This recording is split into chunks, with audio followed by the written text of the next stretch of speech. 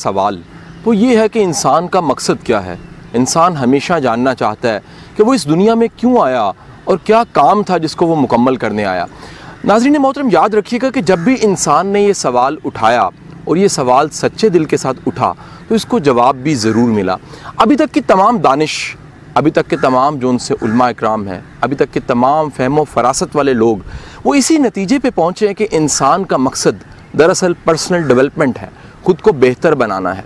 साथ ही साथ में सबसे बड़ा मकसद ये है कि अपने वक्त, अपने वसाइल, अपनी एनर्जी और अपनी ज़ात से बेहतरीन आउटकम्स देना, बेहतरीन नताइज देना, ज़िंदगी को भले से गुजारना, ज़िंदगी को कार आमद बनाना और साथ ही साथ इस ज़िंदगी से को बड़ा नतीजा हासिल करना।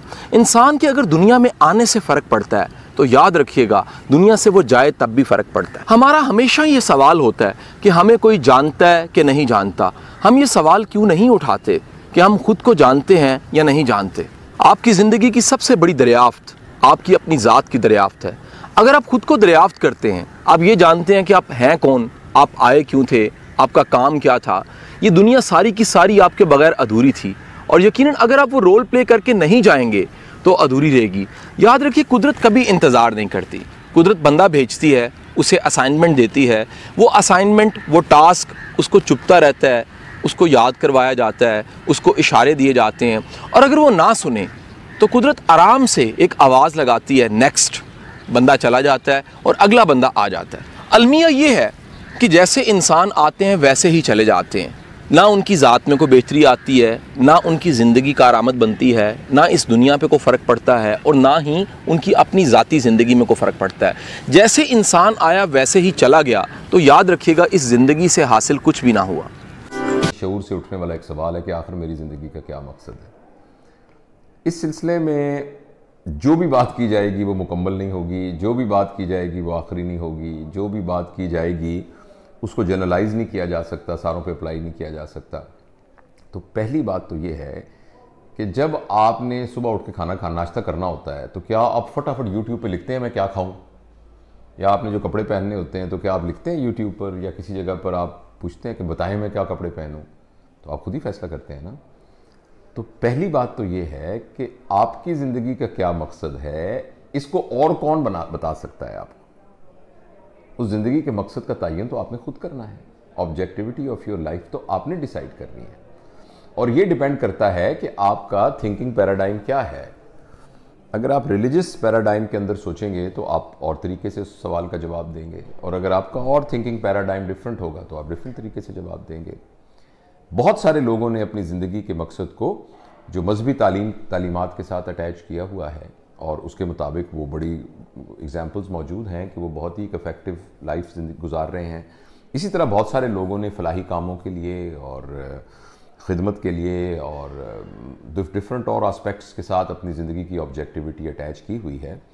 तो मेरा ये इस सिलसिले में आपको जवाब होगा या मशवरा होगा कि आप खुद बैठ के फैसला करें कि आपकी ज़िंदगी का क्या मकसद है। उसमें आप अपने पोटेंशियल को देखें, अपने पैशन को देखें, अपनी सलाहियतों को देखें, अपनी कैपेसिटी को देखें और अपनी ज़रूरियात को देखें। अपने इर्द गिर्द के जो आपके मुतल्लिकीन हैं, आपसे प्यार करने वाले, जिनसे आप प्यार करते हैं, उनकी ज़रूरियात को देखें और उन सब को देख कर फिर अपनी ज़िंदगी का एक मकसद तयन करें और आप ख़ुद उसके मकसद तयन करें। अलबत्ता एक बात मैं बहुत दफ़ा अर्ज़ कर चुका हूँ कि जो भी मकसद आप ज़िंदगी का बनाएंगे उसके अंदर तीन प्रिंसिपल होने बहुत ज़रूरी हैं।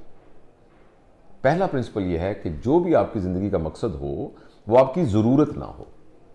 अगर आपकी ज़रूरत आपकी ज़िंदगी का मकसद है तो आपको बड़ी परेशानी होगी। दूसरी अहम बात, जो भी आपकी ज़िंदगी का मकसद हो वो मकसद टाइम लिमिटेड ना हो। आप टास्क को टाइम लिमिटेड कर सकते हैं, प्रोजेक्ट को टाइम लिमिटेड कर सकते हैं, मगर जो पूरी ज़िंदगी जिसके गिर्द रिवॉल्व कर रही है वो एक ऐसा मकसद होना चाहिए जो कि ज़रा उसकी डायमेंशन टाइम लिमिट से बढ़कर उसकी डायमेंशन हो।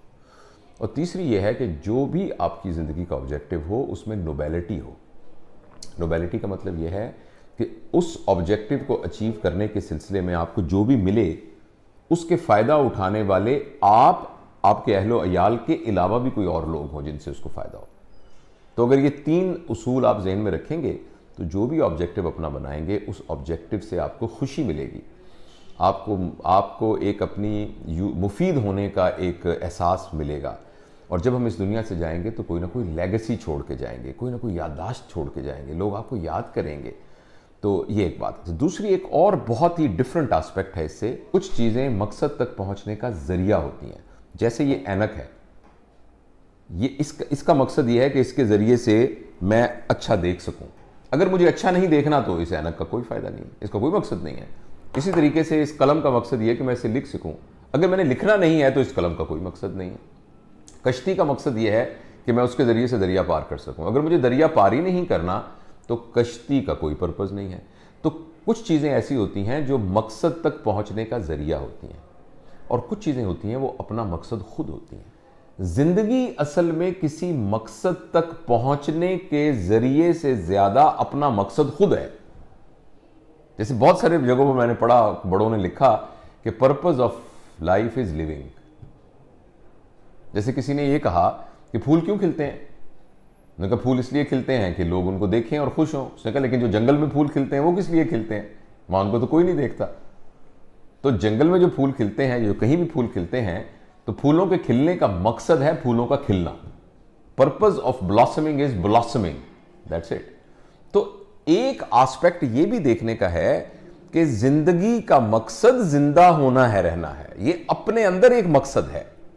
हाँ, अलबत्ता उस मकसद को किस तरीके से आप मुफीद तरीके से इस्तेमाल कर सकते हैं, वो गालबन ये एस्पेक्ट है जिसमें हम ऑब्जेक्टिविटी को एड्रेस करते हैं। जैसे मैं अभी सोच रहा था, ये बात मैंने ऑब्वियसली कहीं पढ़ी होगी कि तकरीबन 8 लाख के करीब लोग कल रात सोए थे, आज नहीं उठे पूरी दुनिया। और तकरीबन 30 लाख के लोग ऐसे थे कि जब वो रात को सोए थे तो उनका कोई ना कोई प्यारा उसके साथ था, जब सुबह उठे तो वो नहीं था। तो मैं और आप कितने खुशकिस्मत हैं कि आज जब हम उठे हैं तो हम भी मौजूद हैं और हमारे प्यारे भी हमारे इर्द गिर्द सारे मौजूद हैं। कितने खुशकिस्मत हैं। तो इस खुशकिस्मती को इस्तेमाल करते हुए, इस एहसास को इस्तेमाल करते हुए जो आज का दिन हमें मिला है, इसको बेस्ट ऑफ आवर एबिलिटी इस्तेमाल करना, जिससे इर्द गिर्द एक खुशी और एक फरहत और एक आसानी पैदा हो जाए अपने लिए, दूसरों के लिए।